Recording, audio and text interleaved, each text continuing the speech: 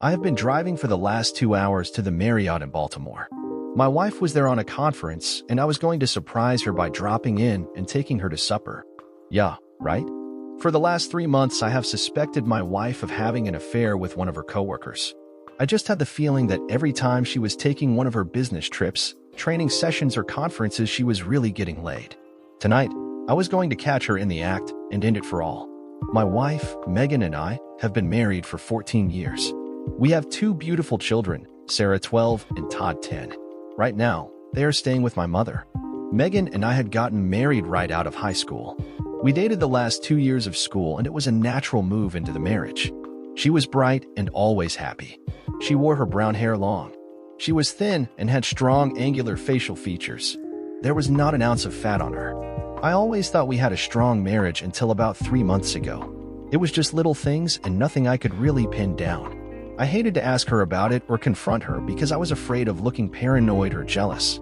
Today's meeting was close enough that I could unexpectedly drop in and maybe catch her in the act. I took my suit bag with me to the counter. Hi, I'm Phil Jenkins. My wife Megan is here for the insurance conference and is in room 214. She said I could pick up a key here. After checking the computer, the clerk got a key. Could I see some identification, please? No problem. It's good that you ask. I showed him my driver's license. I was nervous as hell as I walked to the elevator. What was I going to do when I caught her? What was I going to say? Should I knock or just walk in? Will she have the safety latch on? Will she be alone? Will she even be in the room? As I walked down the hall, I decided to just put the key in the lock and try to open the door. I will have to see what happens after that. I tried to be as quiet as I could. After unlocking the door, I opened it and found Megan sitting at a desk with her briefcase open doing paperwork. She turned around with a gasp. Damn it, Phil, you scared me to death. What the hell are you doing here? Hi, honey. I had a little spare time, and though I would drop in and take you to supper. Great. You are staying the night, aren't you? I sure could use a little company. She walked over and gave me a big kiss. Well, it looks like my great plan to catch my cheating wife was a complete bust. Do we have time for a quickie before we go to eat? I hopefully asked. Hey, I have to take a shower first, but I'll tell you what. How about a quick blowjob before I shower? After we get back from supper, we will have all night to do whatever you want. Megan undressed and dropped her clothes to the floor. She came over and knelt down in front of me. I was glad I was wrong about her cheating. I loved this woman and didn't want to lose her. We had a small session there that should hold you until after supper. With a big grin on her face, she turned and went into the bathroom to take her shower. I put myself together and sat on the bed. Megan's toiletry case was sitting on the dresser, and I went over to see if she had a few aspirin to get rid of my headache from driving. I didn't find any pills, but in the side pocket of her case, I noticed something strange. I slowly pulled a pack of 6 condoms from the case. I held them in my hand as I sat on the bed. After Todd was born, Megan went on birth control pills. They made her throw up when she took them, so we decided that I would get a vasectomy. Since then, we had not used any birth control. It was nice not having the hassle of condoms or pills. Of course, now the question is, what the hell are these doing in her toiletry case? I am not stupid and quickly came to the conclusion that my wonderful wife was indeed cheating. Now I didn't know what to do. Rummaging around in her case, I found a couple of safety pins she kept for clothing emergencies. I took one of the pins and carefully poked a hole through the middle of each of the rubbers. I replaced them just as I found them. She was still in her shower, so I took my cell phone and called a friend at home. Freddie, this is Phil. I need you to do a favor for me. No problem. What do you need? Wait about an hour, then call me on my cell and tell me a pipe burst at the school and they need me as soon as possible. Actually, all you have to do is call and I'll fill it in at my end. Got it. I'll call about 7. See ya, buddy.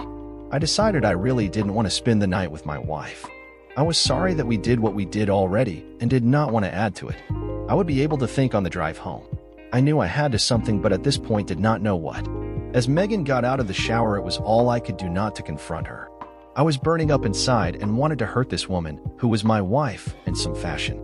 I am not a violent man. I never lose my temper and try to stay cool under any situation. I also figured out it was better if I did not let her know that I was aware of her infidelity. By the time we got to the dining room, I was totally depressed. Order anything you want, dear. I can expense it. Well, I'm not really that hungry. I think I'll just have the small fillet. That sounds good for me too.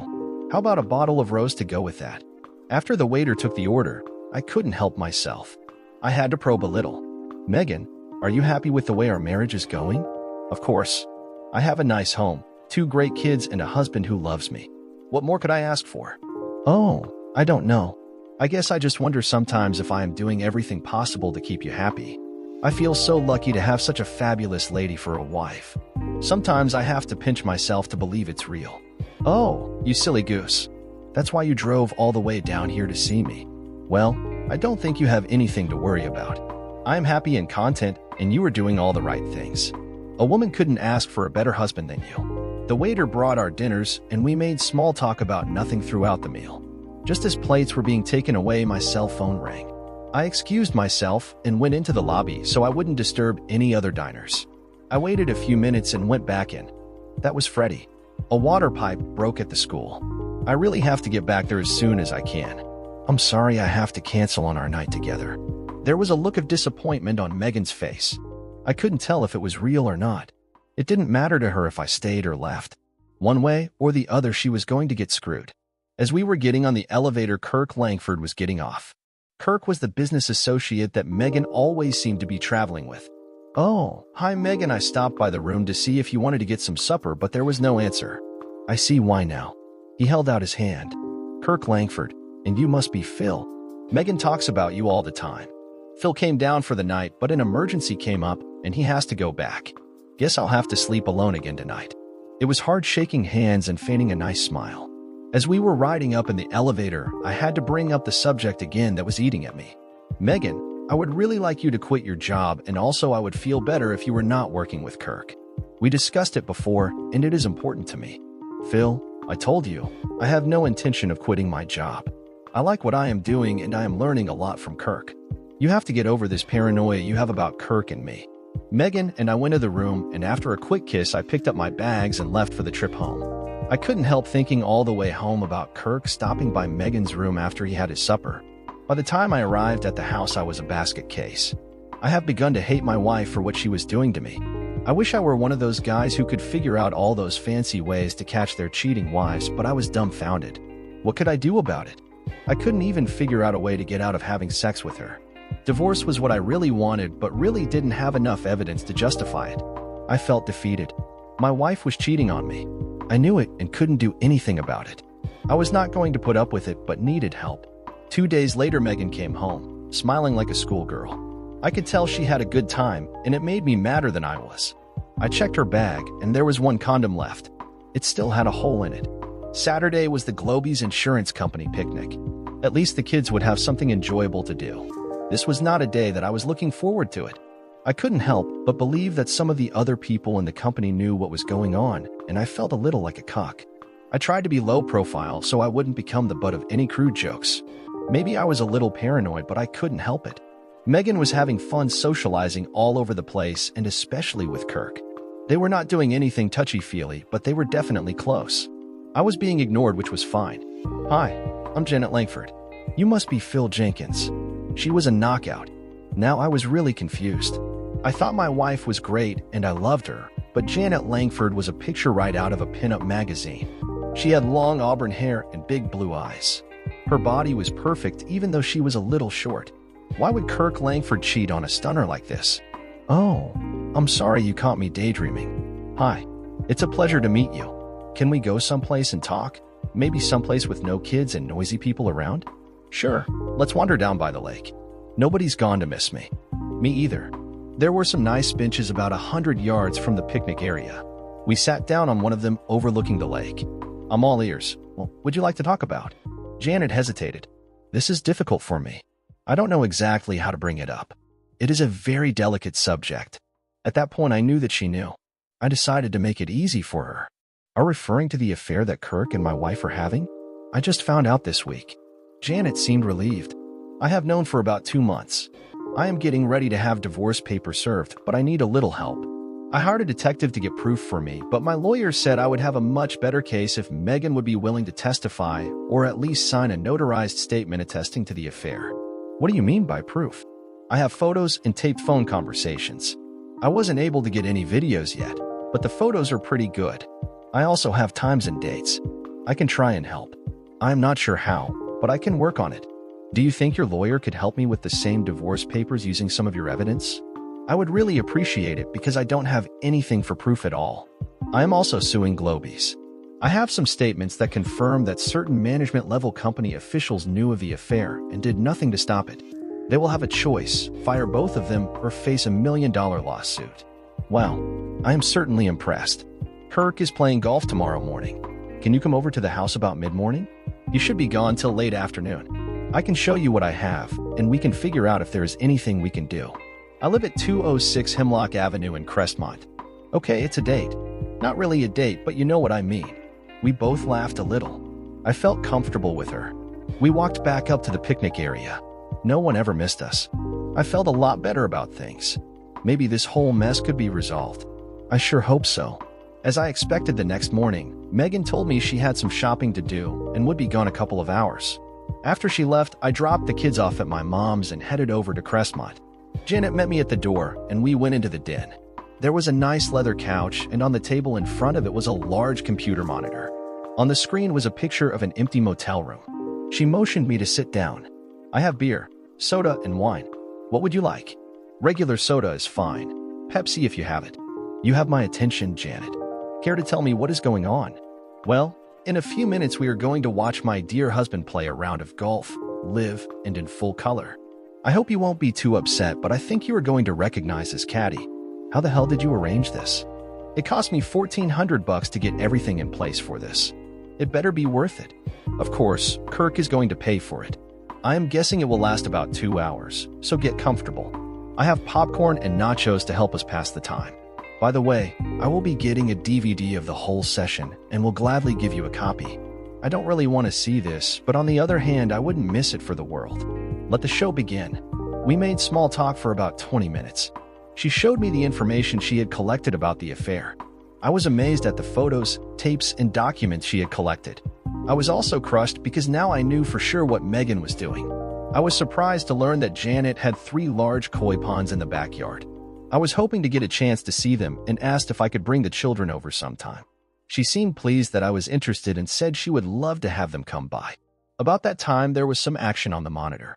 As Janet had predicted, Kirk and Megan walked into the room and immediately started to undress. There was no small talk and no foreplay. They just stripped down and jumped on the bed. The video was great, but the sound was a little garbled. It didn't matter because the picture was the important part. I felt a little uncomfortable sitting on a couch with a stranger watching my wife and her husband having sex. Wow, you don't see a body like that very often, Janet commented. I smiled but didn't know what to say as a reply. In fact, I didn't know what to say at all. Watching my wife have sex, it was getting awful. Janet, I hate to interrupt the show, but do we have to see all of this? I take it that this is something you don't want to watch. Not really. To be honest with you, I find observing my wife having sex with another man to be a little unpleasant, and I feel a little uncomfortable watching it with you sitting aside of me. Well, the whole thing is being recorded, and that is all we really need for the lawyers. We don't have to watch it. I can't say I was getting any enjoyment out of it. The plot seems to be pretty predictable anyhow. Are you going to go home, or what? Well, actually, I was hoping you could show me your koi ponds. I think that would be a lot more interesting than 2 hours of huff and puff. Her eyes seemed to light up, simply because I had shown an interest in her hobby. She jumped up, and as we walked to the back of the house, I could hear Megan reaching her first climax. I couldn't help thinking that I was going to have a more enjoyable afternoon than my wife was. The 3 fish ponds were wonderful. I was especially fascinated by the pumping and filter systems since I was originally a plumber before getting the job at the school. Kirk did not help her with her hobby at all, and she had to hire people to do any work on the pipes or pumps. Of course, I offered to come over and assist her anytime Kirk was playing golf. I wasn't trying to hit on Janet, I just wanted to learn more about the koi ponds, but spending time with her was a plus. After a few hours that passed too fast, we went back into the house. The motel room was empty, so we figured it was time for me to go home also. Janet promised to call when Kirk had another golf game so I could come over with Sarah and Todd. The next few weeks were difficult. Every time Megan took a shower, I would check her bag. There was always a new supply of condoms. I couldn't figure out when she was squeezing in the time to use them all. I carried the safety pin on my keychain, so it would be handy for poking holes in them. Any day now, I was expecting Megan to have to make a surprise visit to her sister. On the evenings after Kirk had a golf game, The kids would tell Megan about their visit to the koi lady, but she never seemed to be interested. They would show her pictures of the fish they had drawn and tell her about the names they gave all the fish. She never made the connection between Kirk's wife and the koi lady. She seemed to be relieved that I was able to keep the kids occupied while she was having sex. I made 2 more attempts to get her to quit her job and stop seeing Kirk. Both times I got the same turn down, and the second one was nasty. I was also making excuses for not having sex with her, and she responded with a few catty digs about my masculinity. It stung a little, but made everything I was doing easier to justify. Finally, on a Tuesday night, she dropped the bomb. "Phil, I am feeling really stressed out lately. I'd like to take a few days off from work and visit my sister for about a week. Do you think you could watch the kids while I unwound a little?" "Hey, I understand. You have been putting in a lot of overtime and late nights. I think it would be a good idea for you to relax. A trip to your sister's is a lot better than a year with a shrink. Go ahead and have a good time. I'll take care of everything. I'm glad you understand. All the extra work is for the good for the family, but I think I might have overdone it. I had a hard time sleeping that night thinking about all the things I had to do the next day. I was glad this time had finally arrived." Megan's sister Nancy and her husband, Brad, lived about 3 hours away. Brad was an okay guy, but was completely a jerk. When Nancy said jump, Brad jumped. The interesting thing about the town where they lived is that there are 2 abortion clinics. Of course, I had the names, addresses, and hours of operation for both of them. I had even familiarized myself with the terms of agreement that were required for service at each of them. They both required 2 days cooling-off period. That meant that the soonest that Megan could have a procedure scheduled was Friday, assuming her first appointment was on Wednesday. I figured she would try and get it all done as soon as possible so she would have a few days to recover before coming home. That gave me about a day and a half to get my plans laid out.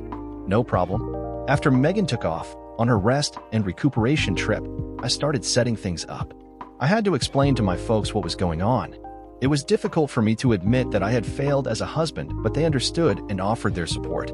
The kids enjoyed staying with them, and Dad's truck would come in handy for moving Megan's things out. The lawyer would have all the paperwork ready for me to pick up on Thursday morning. Janet's paperwork was also ready, and she was planning on serving Kirk the same time I served Megan. The only problem I had was that I felt I should give Megan one last chance to make things right. I didn't hold out much hope, however. Dad and I stayed busy the rest of the day packing Megan's things. Thursday morning, after a 3-hour drive, I arrived at the first clinic. It was a strikeout that left only one more. It was called the Family Planning Center. I approached the receptionist with as much confidence as I could muster. "Hi, my name is Phil Jenkins. My wife Megan said I had to come and assign a consensual agreement form." "What kind of form?" "I am sorry. I don't know the exact name of it, but apparently it is a form that states that I understand everything that is going on and I am in agreement with it and will not sue or anything like that." "Hold on a minute. That was Megan Jenkins, right?" "Yes. Do you need identification or anything?" She shook her head no, as she clicked away on the computer for a few seconds. "Her sister signed for her, but your signature would really be better." "Hold on a minute while I get the file." Jackpot. Now I just have to get through the next 2 minutes. She placed the form in front of me and asked me to sign just below Nancy's. I noticed that the actual procedure was scheduled for Friday morning at 11 a.m., and they were to be there an hour early. "Do we owe any more money on this?" I asked as I took out my checkbook and placed it on the counter. "No, your wife paid the full amount, $800 in cash. There is nothing else due at this time." "Thanks a lot. I appreciate your help. It makes it a lot easier." You would not believe the overwhelming welcome I got when I arrived at Nancy and Brad's place. It was so phony, it was actually funny. Megan started out, "Phil, this is a wonderful surprise. What are you doing here?" "Well, Mom and Dad wanted to keep the kids for a few days, so I took some sick leave and decided to pop in on you guys. I guess you could say I needed to unwind a little too." The room was sort of quiet. I could see the wheels spinning in everyone's head. I put them on the spot, and now they had to wiggle out of it. I saw Nancy nod to Brad to join her in the kitchen. Megan was making small talk about nothing in particular. After a few minutes, Brad came back into the room. "Phil, I got a great idea. I can get off work tomorrow, and I'll borrow my buddy Jack's spaceboat. We can get out of here early and spend the day on the lake. That way we won't be bothering the ladies." "How does that sound, buddy?" "Sounds great to me, Brad. A day drifting on the lake will make all my worries disappear. See if Jack can go with us." "Okay. I'll get everything set up." Everyone looked relieved at the way things worked out. We had an uneventful supper and sat around the rest of the evening chatting about nothing. There was no sex that night, of course, because Megan didn't want her sister to hear. Bright and early the next morning, Jack was out front with the boat. Brad was making lunch in the kitchen and filling the cooler with beer. We chatted around a bit while we were loading the truck and the boat. "Aren't you getting into the truck?" Brad asked as I stood by the passenger's door. "No, Brad, I decided not to go. I suggest that you make a day of it because I don't think you are going to want to face Nancy for the next few hours." Brad spent about 5 minutes arguing with me about going or not going until I finally had to get nasty with him. After a couple of well-placed swear words and a few physical threats, Jack and Brad took off. I went into the house and poured myself a cup of coffee. I found Nancy's cell and turned it off. Then I picked up the landline and gave my dad a call. He was always up early. Dad and I talked for about 2 hours. The call waiting tone chimed in about 6 times during our chat. Brad must have been trying to get through to Nancy for about 2 hours and then gave up. I heard Nancy and Megan getting up, so I said goodbye to my father and got ready for the fireworks.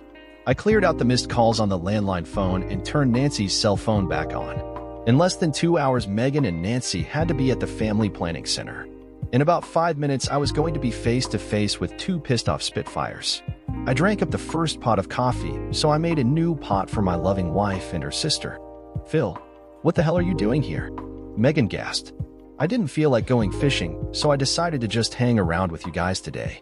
I thought we could go some nice place for lunch together. I have to go back tonight, so I didn't want to spend the day with Brad and Jack in a stinky boat." No, that won't work. Nancy and I have some stuff planned for today. We would rather go by ourselves. I can go out with you anytime, but I only get to see Nancy a couple times a year." "Hell, you're going to be here all week, Megan. I think you can give me at least half a day, since I drove all the way down here. You have the whole rest of the week to do your girly stuff with your sister." Nancy picked up her cell phone and went out of the room, hitting the speed dial on the way. Megan was sitting in the kitchen chair, slumped over as if she had just been hit with a truck. We could hear Nancy screaming at Brad over the phone like he had just committed the crime of the century. I felt sorry for the guy, but he married her. "Phil, I don't want to get nasty about this, but Nancy and I really don't want you tagging along today. We have our whole day laid out and it doesn't include you." "Okay, tell me what you have planned for today and I'll decide. If I don't like it, I'll keep myself busy some other way. I still don't understand because you have the entire week here and I only have today. You girls aren't meeting a couple of guys, are you?" "No, damn it, we are not meeting any guys. We just wanted to do some shopping for intimate stuff, bras, underwear, and sexy nightgowns. It's the type of items that we don't want you guys around, gawking, when we are trying it on. Well, most of those shops are in the mall and I can keep myself busy doing other things while you are using the dressing rooms. I'll just tag along and stay out of your way. You don't have to worry about entertaining me. When lunchtime rolls around, I'll take you to some place fancy to make up for the trouble I caused you." Nancy was standing in the doorway glaring at me. She didn't say a thing. Megan could see that she was not going to be able to reason with me and appeared to be ready to give up. They were both still in their housecoats. Finally, Megan stood up. "I have to go get dressed." As she walked out, Nancy looked over at me. "You're a real dipshit. Do you know that?" A big grin crossed my face as she followed Megan upstairs. About 20 minutes later, the light on the landline phone came on. Somebody upstairs was making a call. The clock was ticking. They had an hour to get to the center. I was trying to figure out what my next move would be. If they tried to leave without me, I would just follow them and make sure that they knew it. I didn't think they would try that. 20 minutes later, they both came down the stairs. "Okay, Phil, let's go shopping," Megan said with a little attitude. It was a little easier than I thought it would be. The upstairs phone call must have been to the family planning center, and I bet it was to reschedule the appointment. Since I said I was leaving that night, they probably figured the best way around the problem was to just wait until I left. I wasn't trying to stop Megan from getting the abortion, but I wanted to make it more difficult for her. I insisted on taking my car because I wanted to drive. I didn't want them ditching me someplace. A few miles from the house, I pulled into a service station. I filled up the gas tank, checked the oil and water, and cleaned the windshield. It was the most time I ever spent servicing my car. They both just sat fuming. When we arrived at the mall, I parked far out so we would have a good walk. Once we were in the mall, I pretty much left them alone. I kept an eye on them, but really could care less what they were doing or what they were buying. They didn't seem to be having any fun. They spent most of the time talking to each other and making gestures. They bought a few things just to show me they had been shopping. I tried to stay hidden but still keep them in sight. There was definitely some serious discussion going on. The time for the appointment passed. I had succeeded in delaying the inevitable. I knew she was still going to be getting the procedure, so I had no intention of interfering any further. Shortly after noon, they came back to the center court of the mall, where I said I would meet them. We went to the Olive Garden for lunch and got back to the house about 2 p.m. There was not much conversation during lunch or on the drive home. I was smiling to myself the whole time. I knew these two bitches hated me right now, and I didn't care. What a wonderful feeling. I helped myself to a beer and chilled out on the sofa. Brad finally got home, and for about 30 minutes Nancy beat him verbally about the head and shoulders. He weaseled his way out the door and disappeared for a couple hours. He was back by supper time. After the girls finished cleaning up, I asked Brad and Nancy if Megan and I could talk privately in the kitchen. Nancy gave me one of her sneers, and they both went into the living room. Megan was still upset with me because of what happened that day. I could tell she wasn't going to be easy to get along with. First thing, Megan, I would like to ask you one more time. Will you please quit your job and stop seeing Kirk Langford? Her teeth clenched tightly, and it was all she could do to keep from hitting me. Damn it. I don't want to have to hear that shit ever again. I'm tired of you bringing it up all the time and refuse to even waste my time answering you anymore. You know the answer. It is the same as it has always been, and it will not change. Now either play a new tune or get the hell out of here. I reached in the manila envelope I had by the chair and pulled out a legal-size envelope. Okay, I asked you at least 10 times in the last 2 months, and each time you refused to do as I requested. I had no other choice. Megan, these are divorce papers. All you have to do is sign them and mail them in. There is a self-addressed stamped envelope included. If you decide you want a lawyer to look them over, please be my guest. She glared at me and leaned across the table. You dumb son of a bitch. You can't divorce me just because I don't want to quit my job or have the friends you want me to have. If you want a divorce, you have to have grounds, and you don't. I think it is time for you to go home and get your shit together. I am your wife, and I have no intention of giving up my home and my family just because you don't like where I work. No, I did not. I reached into my trusty manila envelope and brought out a stack of photos. I put 6 pictures of Megan sucking Kirk's tool on the table. Did you have sex with him?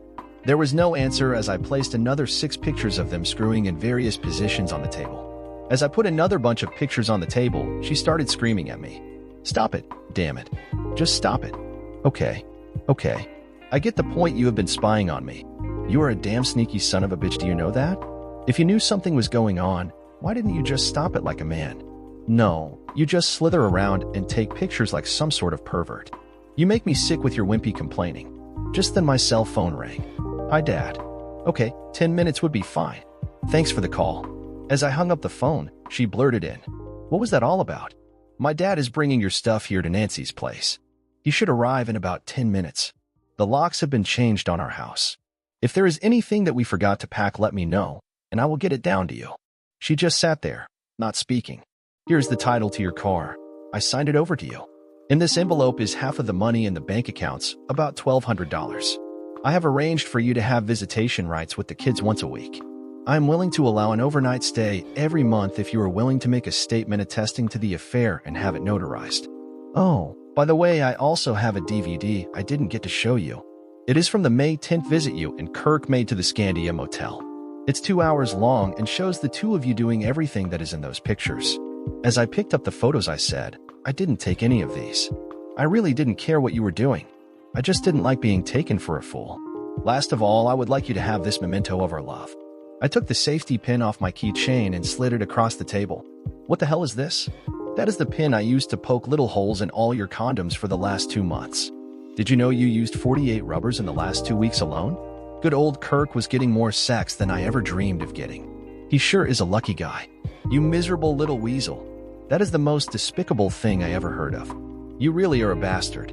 No, dear, the most despicable thing is having sex with someone that you are not married to. I may be a bastard, but you are truly a cheating slut. Sorry, I have to run. Dad just pulled up in the driveway. By the way, just in case you didn't notice, you never said you were sorry and you never apologized for what you did. I don't think you deserve to be married to me. Goodbye, Megan. Enjoy your abortion Monday. She finally started crying as I walked out of the room. Nancy ran in to comfort her, and Brad followed me out on the front porch. What the hell are you doing, man? Brad blurted out as he grabbed my arm. You two have been married for 14 years. You can't just throw that all away over a misunderstanding. Misunderstanding? Brad, why did my wife come down to visit you and Nancy? He looked at his feet for a few seconds as if he was thinking. Sorry, Phil. Let me help you unload the truck. We had the truck unloaded in about 10 minutes. Megan was wailing the whole time in the kitchen. I didn't know what she was crying about, and to be honest, I really didn't care. Kirk and Megan were both fired from Globies the next week. Megan refused to sign an affidavit. The lawyer said he had a strong enough case without it. I didn't hear from my loving wife at all after that night. She did not come to see the children. They didn't seem to mind because they were forming a good bond with Janet. We spent a lot of time together, as a family mostly. There was no sex or even talk of it. We were not going to do anything that might jeopardize the divorces. The kids and I were learning a lot about Koi and having a great time doing it. At last, after 4 months, both divorces were final. Megan never fought hers, but Kirk went down kicking and screaming. He lost the house, all the investments, and ended up having to pay a large monthly alimony payment. A few days before Christmas, Megan came to the house with presents for the kids. I was polite and didn't do anything at all to ruin the holiday spirit. She stayed for about 2 hours and then left as quietly as she came. Nothing was said between us about the divorce or the affair. I put the house up for sale, and 2 months later we moved in with Janet. Kirk took a job in Omaha and Megan went with him. For months later, Kirk disappeared and didn't tell her where he was going. Megan moved back in with Nancy after Brad left for a job on the Alaskan pipeline. 2 months later, Nancy received divorce papers in the mail. I am sure that the two sisters are good company for each other. Janet and I are comfortable with each other. She adores the kids and they feel the same way about her.